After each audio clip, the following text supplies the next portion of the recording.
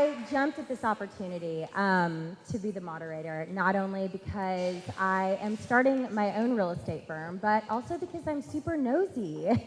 And I want to know, how did you guys get to where you are? So we're going to go ahead and dive into the questions. And we're going to start with Miss Jacqueline. And, okay, so we would like to know, how did you get to where you are? Okay, what are the steps that you took to get to where you are in life? Okay, my starts. I'm not sure that anything that I took was proper steps, nothing that I didn't go to college to become a speaker, empowerment, but I do know that I've always followed my purpose and my intuition. I do believe my intuition is my superpower, and I believe you all do that as well and believe that whatever it was that allowed me to speak as a little girl, I spoke through all in college, but when I really had a big shift was I was at a Tony Robbins event. Does anyone ever maybe know about him a little bit? And I was walking the fire. Zara, my daughters, walked it as well. And I remember being on front row, and this was ages ago, and I remember seeing Tony, and then a young girl came out and spoke right next to him. And I said to myself privately, one day I will stand where she stands. And a week later, Tony called me because he had tapped me during the event, said, wow, I've been watching you. There's something about you. What is it about you that, and I started leading his coaches. Now that's unorthodox. It doesn't make sense, but I did have a decision, and I think that that's an important thing I wanted to share with each of you, that I wasn't ready. I was the youngest one. I was coaching 10 to 20, 30 years my senior. I had only been to one event, but I took the decision to say, yes, I will lead. And not that I knew it all, because that'd be too boring anyway, but I do know that when we know what we want and we know who we are, we can be and do anything, and so that's where my trajectory started. I love that. And then on all of your emails, so when you sign your emails, I thought this was really interesting because we have like 900 emails that are going through with the chain of all of us. And so when Jacqueline signs off on her email, she'll say access permitted? Permission granted. Permission granted. So tell us a little bit about that. You know, it's how I speak, it's how I sign every book, and I just see, it's just it's whatever it means to you. Say it to yourself privately, permission granted. You know, to me it just says, say yes. Just say yes to your dreams, say yes to you now. So many of us are so busy sophisticating excuses about why we can't, or why we can't quite yes, and I just think, exhale and just allow yourself yes, right? So that's what it means. So you're saying no to fear. 0.00. Zero to fear. I love it. Okay, so the next question is for Miss Amy. So, am I? Oh, yours is not on. Okay, we can play the musical microphone. Okay, so what hurdles did you overcome in life along the way? Oh, wow. In your journey? What hurdles? Or the most distinctive hurdle. What is a hurdle that you really remember thinking, I don't know if I'm going to get through this. I don't know if I'm going to get over this. I don't know if I'm going to be able to forge through this. What was that moment for you? Well, I'll take you through two things. One, I started my company truly when I was in labor. So I had just gotten my epidural. This is true. And this is before the iPhone, so my husband had called him to check messages. He said, hey, this gentleman called. He's starting a new dealership group, and Blake remembers these days. That dealership group, I helped launch and create Boardwalk Auto Group. So you fast forward, my son is 18, my business is 18 years old. They celebrate the same day, same birthday, October 4th. So I would say, you know, trying to grow and manage a business and with family. And I remember having the second child and asking my father, you know, how am I going to do this? And he said, Amy, you will just do. And so you will just do. You will rise to the challenge. You will rise to the moment. Let go of the fear, like she said. You know, being an entrepreneur is probably one of the most rewarding, but yet the most terrifying journeys you can be on. You have your highs and your lows, and they can be within a single day, not just a month or a year. So, but one of the most challenging moments was, and I have always embraced millennials, have a lot of them employed in my organization. I meet them where they are. I'm not a millennial basher by any stretch, but I had, you know, several depart within a very short time. It was just something that happened, and one got a job over here, somebody had another opportunity. It just was like the perfect storm. And I thought, oh my God, how am I going to get through this? I've got clients to service. I turned to my business coach, which I cannot emphasize enough is such a great thing to have in your, don't think that you can't access that. She said, you will get on the other side of this and you will be stronger than ever. And she was right. So that's probably, a hurdle that's pretty recent. Yeah. And I love, you and I were talking earlier, I think a lot of people, especially when they're starting out in business, they think, oh, well, I can't afford a business coach. I can't afford this. But you were saying that it's much more accessible than you would think. I believe so. It has not been out of reach. And I stumbled onto it because a mentor of mine encouraged me to go tell my story in kind of like a Shark Tank type setting. And I actually won a year of business coaching. This woman's been amazing, and I would have been very skeptical and said, no, I don't need that. Who needs that? But I can tell you, if I go back and talk to my younger self and say, what would I have done differently, I would have embraced that sooner. Tell us a little bit about Hard Night Good Morning, and how did you come about building and customizing your brand? Well, first of all, I want to say, Amy, how does boss bitch work for you? I like that. Boss bitch is Junite tonight. I never say girl. Way to go. Hard Night Good Morning was conceived because my mother's a breast cancer survivor, and I actually have a degree in political science, which really serves me well on the Real Housewives of Dallas because I'm very good at diplomacy. And I'm the referee and the diplomat. But when I started my brand, I had been working with my mother since I returned back from working for President Bush at the Department of Energy, and I had gotten a promotion to Deputy Assistant Secretary for Energy Efficiency.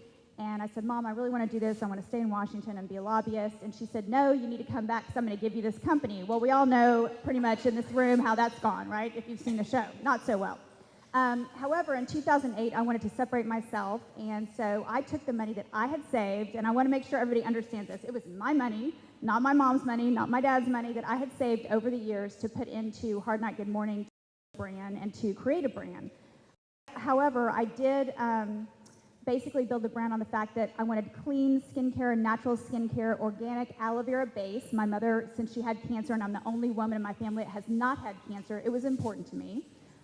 So we stayed with that. It's an anti-aging line. Most of I think my demographic is, I would say, probably 35 to 50, and I'm squeezing myself barely in there.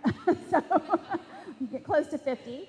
However, I do have a lot of younger women that use the product, and a lot of older women that are my mother's age that use the product. So the product's good for all skin types, which is great. And it just kind of spans, it's a clean, it's not like totally organic. And we had this, I did a documentary film today. It's called Tasting Beauty. And they really wanted to bash the beauty industry. And boy, it was really hard for me because we wanted to talk about, they talked about, ingredients and skincare and what's good and what's bad. And I said, you know what, there's good things and bad things, but you also have to be safe. You don't want to make people sick. So that's very important that, when you're making skincare, you can say, oh, this is all natural, or this is all organic, but you don't want to make anyone sick. So I created the brand in 2008, and then there was a recession. I don't know if you all remember this. And so all these people were saying, oh, yeah, Deandra, come and show us your line. We want to see your line. And then all of a sudden it was like, no, it was silence. I mean, just deader than a doornail. Nobody called me back. Nobody would see me. Nothing happened. I had one retailer, and that was it. And it was a very scary time. However, Whole Foods came knocking, and I said yes, and I lowered my prices by 66% because you have to be flexible. It's better to be flexible than to be right or to do what you want all the time, because sometimes that just doesn't work. I've learned the hard way that winning leaves you wanting. So sometimes it's, go with the flow, and it's really good to be flexible in business. What was the second part of the question?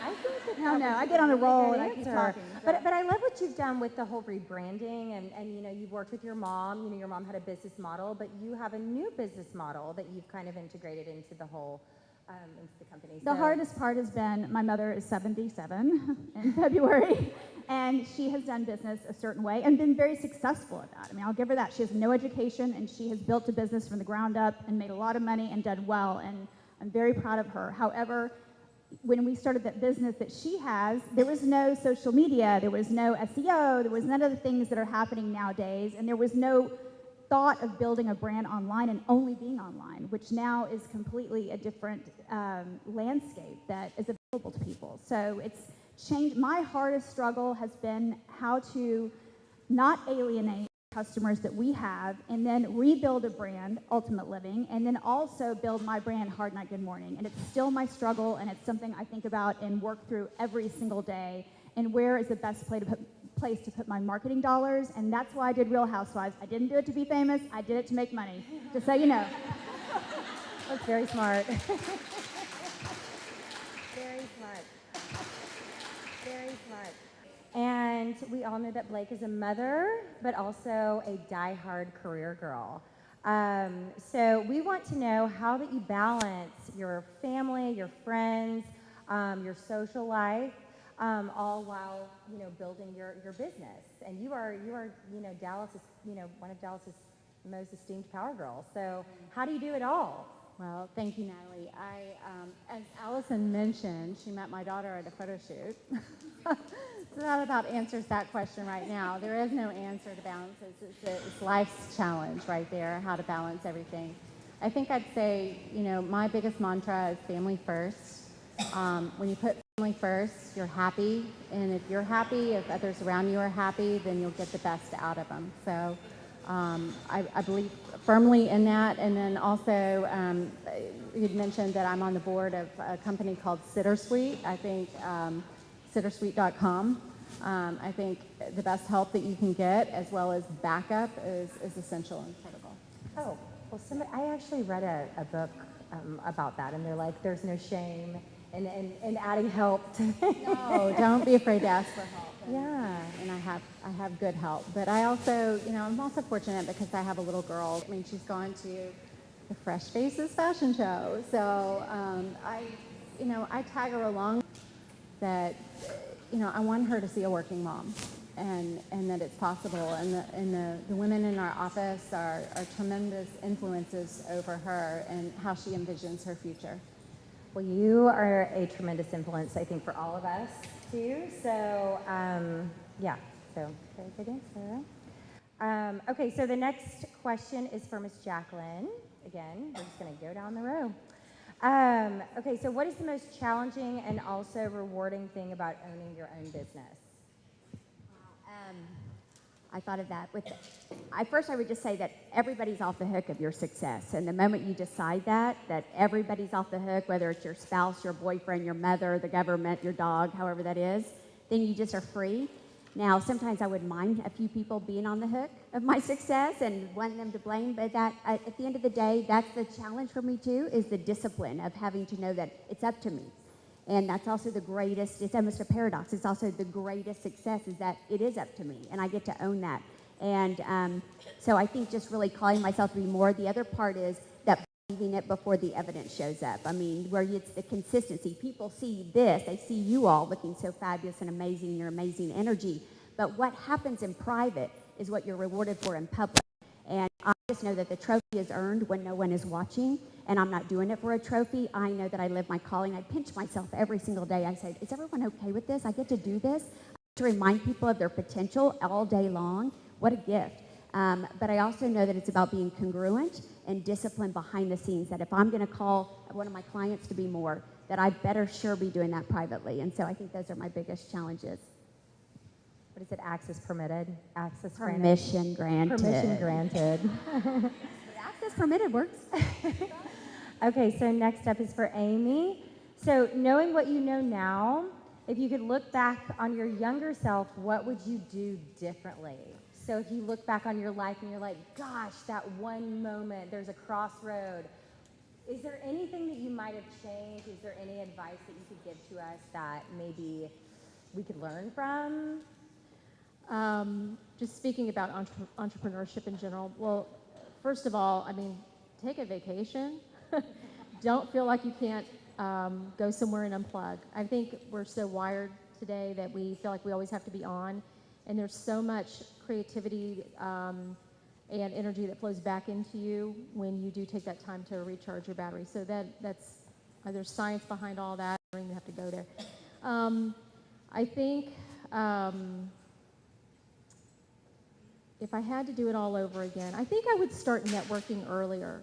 I have a really good friend, Renee Rouleau. I know you know her.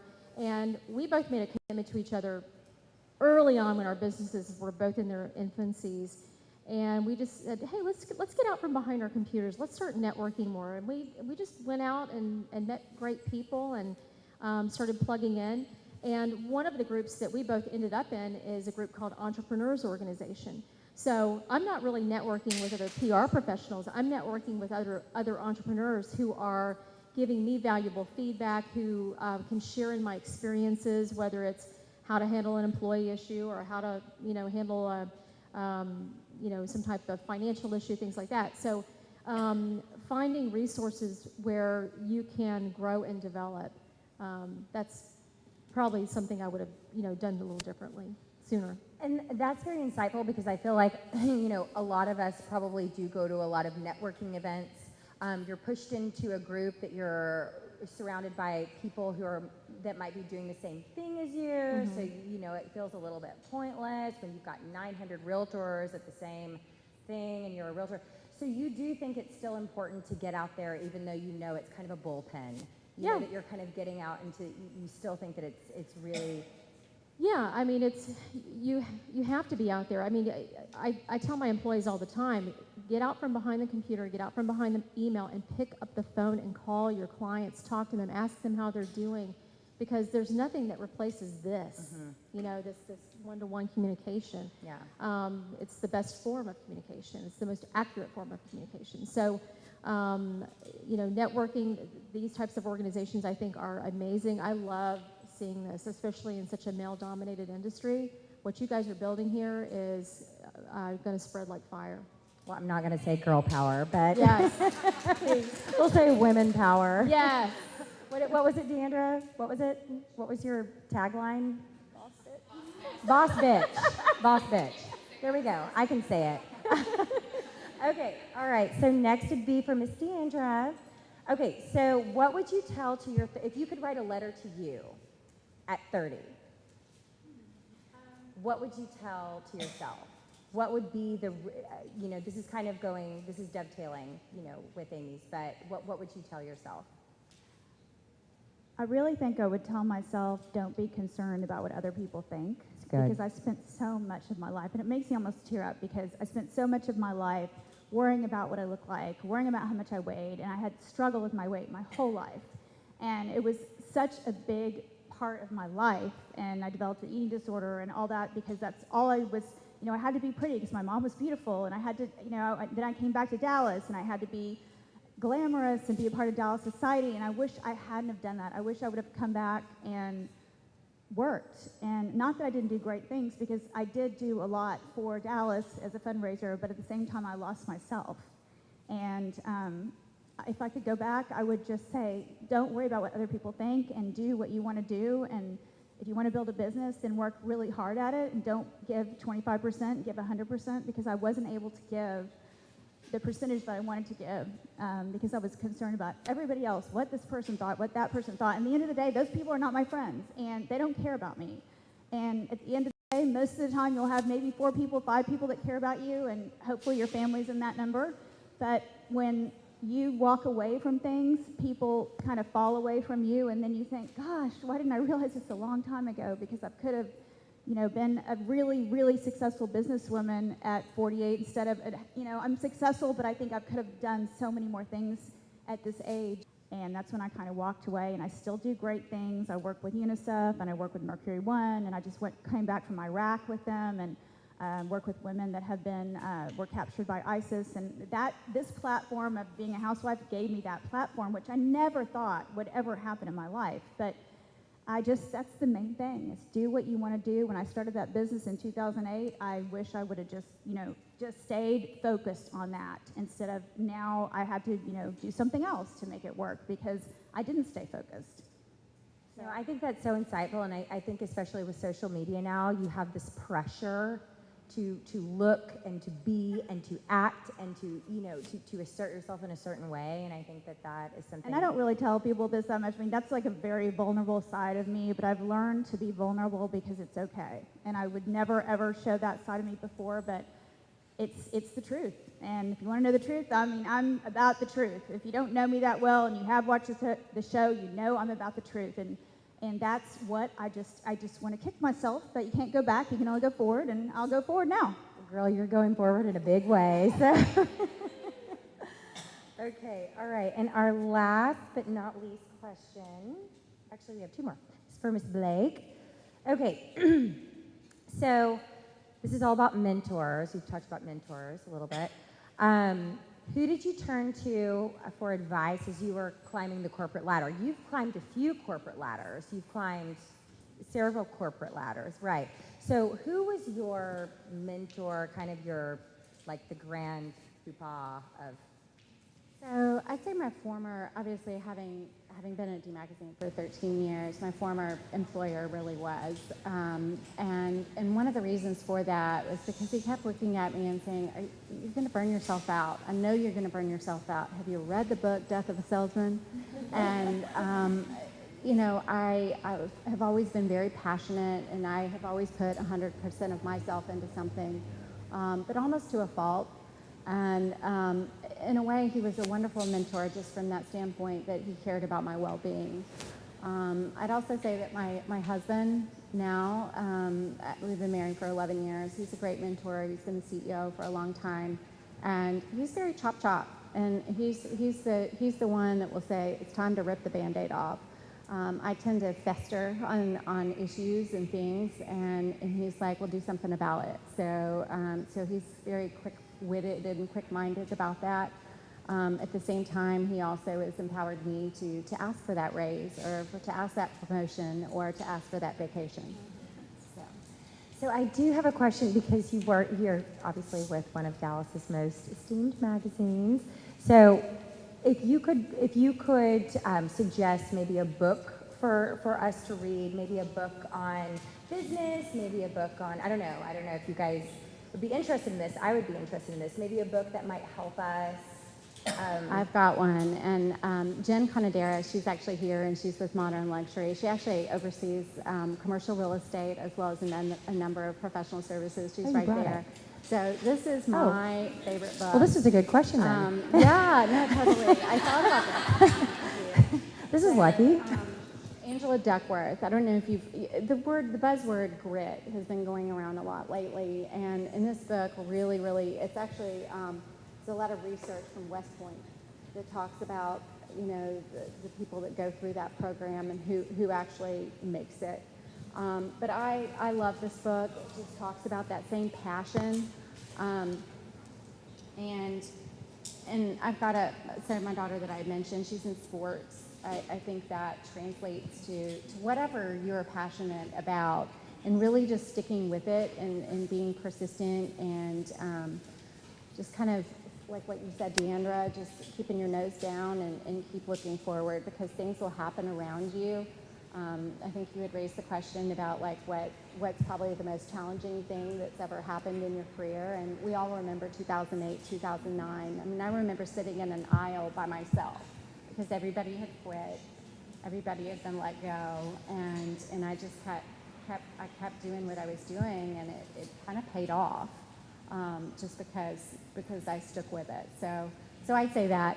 I'd also say that probably one of the I think that a question was like one of the negatives or what you would tell your younger self.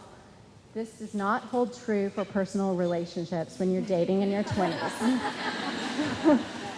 Dating should not be work when you're and don't hold on. I mean, you know, let yourself go and let yourself experience different personalities, and don't apply that to dating. So.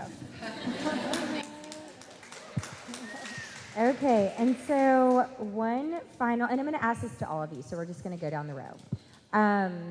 Okay, so one last closing statement. You know, if you were to tell any of these girls, if you just had one thing to say to them, moving forward in their career, because they're all boss babes, boss bitches, whatever we want to call it.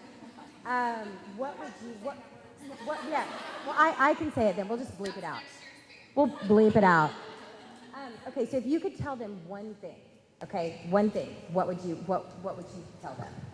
I say, and sounds a little bit cliche, but it's so true. You know, just try not to burn your bridges. Relationships are so important. You guys are just getting started. You never know when those relationships are going to circle back or who they might know. So watch out for burning your bridges, and remember, relationships are key.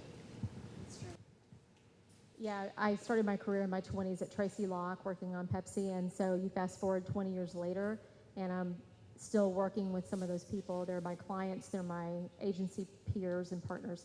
But my advice to you, and I think men do this instinctively, they're just wired that way, trained that way. They ask for what they want. Women, you can ask business coaches, women don't tend to do that. And so I had a shift, to use your word, a few years ago. I am going to start asking for what I want. So don't be hesitant. Don't be hesitant to ask for that raise or to ask for more or to ask to be present at that conversation or at that table where decisions are being made if you feel like you have earned a spot there. So if you don't ask, you will not get it. So that would be my advice to you. Will you guys negotiate my contract? Because the producer just called me on the way here, and that's what we're talking about. So, okay. There's a couple things. Piggybacking on what you said, so when you're going up the ladder, going down the ladder, because there's times in your life that are going to be wonderful and great, and you're going to be high, and times you're going to be low. Be nice to everyone, because you never know when you're going up who you're going to see when you're going down. And trust me, I've been up and down so many times. And stay humble, because of everything in my life, especially with this experience the last year, the people that meet me, they go, oh, I thought you'd be so snotty and so this and so that, and you're kind of a humble person, and you work, and so stay humble no matter how successful you get, and just be grateful, because you don't know how long that's going to last. And hold on tight and appreciate every second. Learn from your failures, because most successful people fail about 36 to 38 times. That's a statistical record. And also be flexible and don't be right all the time, because my problem is I always want to be right. So, and as I said, winning leaves you wanting. I'm learning this lesson one lesson at a time. Let's just say that. One success and failure at a time. When I think about what my mother taught me, she told me to believe in myself, or believe in God, believe in myself, and believe in my dreams. And I have my daughter, Zara, here, who's 12. She started her first company at age 7. And that is the same thing that I pass on to her. It's the same thing I would say to each and every one of you. Believe in, I would say, God without apology, that you choose. Believe in yourself. You have to believe in yourself, and you have to believe in your dreams. I think dreams are to come in one size too big so you can grow into them. And if I were to tell a client, well, what do you want versus what do you believe, and you only could choose one, although I'm an all-inclusive girl, I'd say believe in it more than you've ever thought, and consistently, without ceasing, believe, because it will manifest.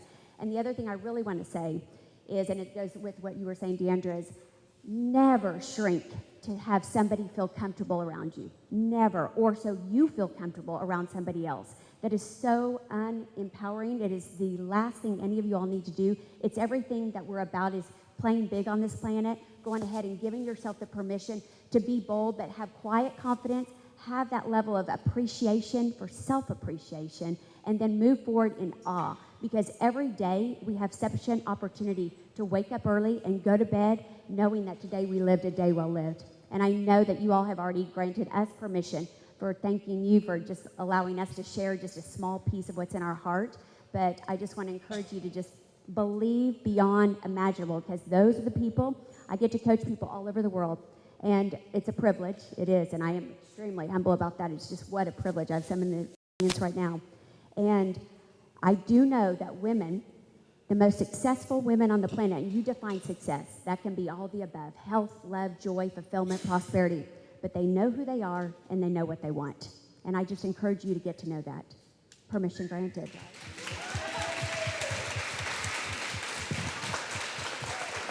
Okay, so I think that we have a couple of more minutes to maybe open it up if you guys have any questions for these ladies. Does anybody want to raise their hand? Nobody has any questions? It's time to be bold. Come on. No one? Allison Johnson, ask a question. No pressure. You know what? Any one of you don't all have to answer if you don't want to, but whoever feels compelled.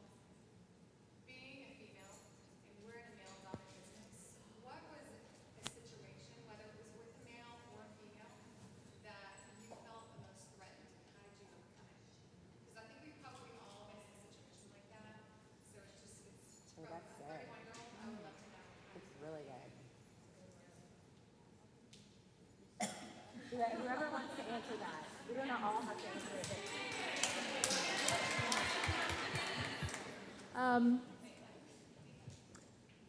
When I was, so I'll use that hashtag #MeToo, right? So when I was 21, I had left Atlanta, packed all my stuff in my little red Honda Prelude, moved here, and I was an intern. This was before Tracy Locke. And there was an older man in a woman-led agency, very small agency, but there were 2 interns, a young male and me, and he would brush up against me.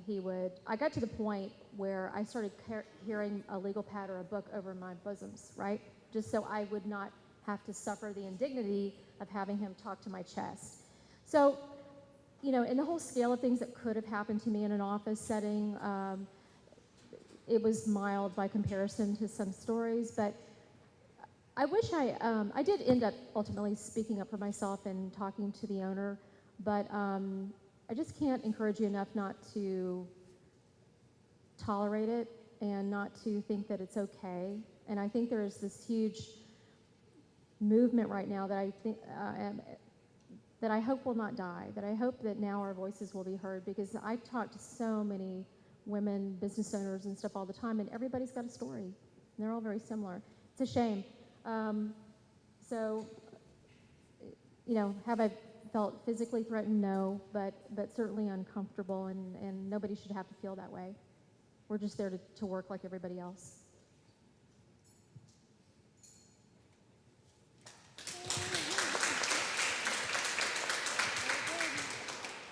Okay, so I think that Allison. Oh, yeah. Oh, no.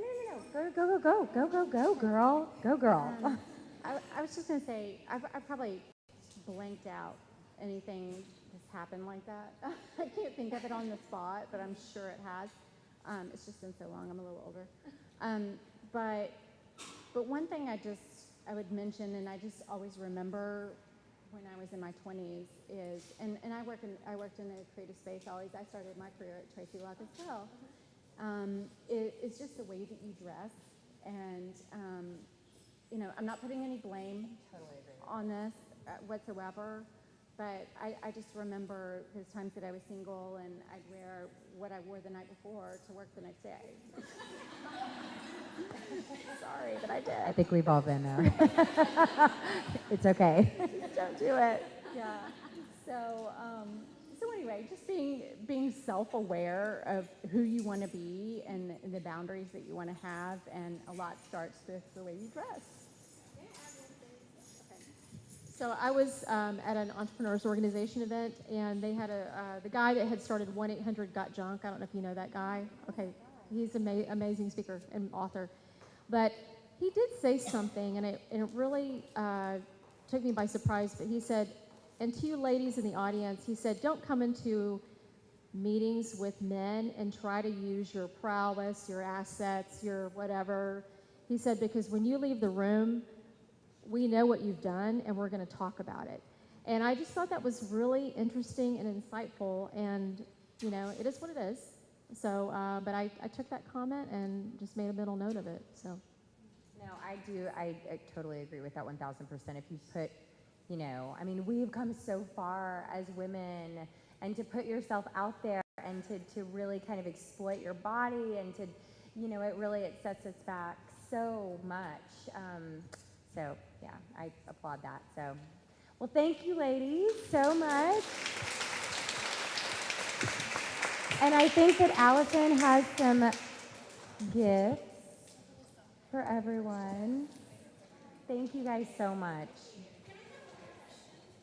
Are there any daily mantras or routines that you do? Oh, that's a good one. Yes. Like, what do you do in the morning? What do you do in the morning? I absolutely, the word mantra means mind protector. So we all have a new thought every 1.2 seconds, whether you think it or not, you're having a new thought. And I never want anyone to be monitoring, but we want to be mindful. And so it's about, what are you saying? You're already doing the talking anyway. I'm talking to myself all the time, and if you think you're not, think again, right? We are. And so I just want to encourage myself. I'll do a lot of I ams. I am powerful. I am Jacqueline. I'm a goddess. I am loving. I just continue that on.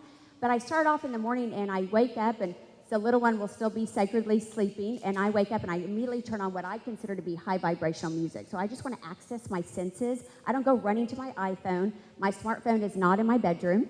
It's put in my office. And so I get up and I, just get myself prepped, and ready, and I make my almond latte and listen to the music, but I'm saying mantras the entire time. And then I'll tell sacred time with Zara, because I do think it's those moments, not the minutes, that matter. Instead of worrying about how much time I have with her, I just focus on those moments. And then I'll usually head off to the gym and do that. So what do? You said a smart, and you're like, I'm a badass. Or like, well, I will set a what? smartphone. I don't do it now because I'm doing it all the time. But in the beginning, I would I'd never have done it for myself because I'm doing it all the time. I live and breathe this, but I have my clients set it on the hour every hour. And it's a reminder. And it might just a reminder, it's a mindful moment. So just together, let's just sit up tall, right? 1, 2, or let's stand up. Can we? Oh, yeah. Let's do it. Just stand up with me, right? Why not? And no one's the wiser. I know we're doing this collectively, but just standing and moving your body, your physiology, it changes everything. And then what if you were not to just be all proper, but just to stand up and then get your feet grounded and just take a deep breath in, just inhale. Now here's the difference. I see a lot of chest going up. A lot of women, we take deep or shallow breaths right here. This time, right here at the abdominals, right? Like Deandra said, we don't care. It's not bathing suit season. You can go in and out. In and out. It's where we had our babies, those of us that did, the solar plexus. And then just say something powerful. What's something that you've been needing to hear all day today? What's something you'd like to whisper to yourself? You got it. You're powerful. All is truly well. What do you need to say right now and say that to yourself? And then what if you just took a deep breath in and did, you know what, and exhaled and knew all is truly well? What if you did that sitting? You were in carpool. You were on the way to the next bar. I don't care, right? And you consistently did that, you would start to shift. That's what's happening. You're doing the thinking anyway. If you would just access that, I promise you, you would start to build momentum. It's so small. It's so profound. Please don't take it lightly. I promise I would love to hear from every one of you. And one thought, I did bring complimentary CDs for as long as they last. I don't know how many we have, but they are on masculine and feminine energy. And it's different than male and female. And I think it might serve you on the question of #MeToo as well.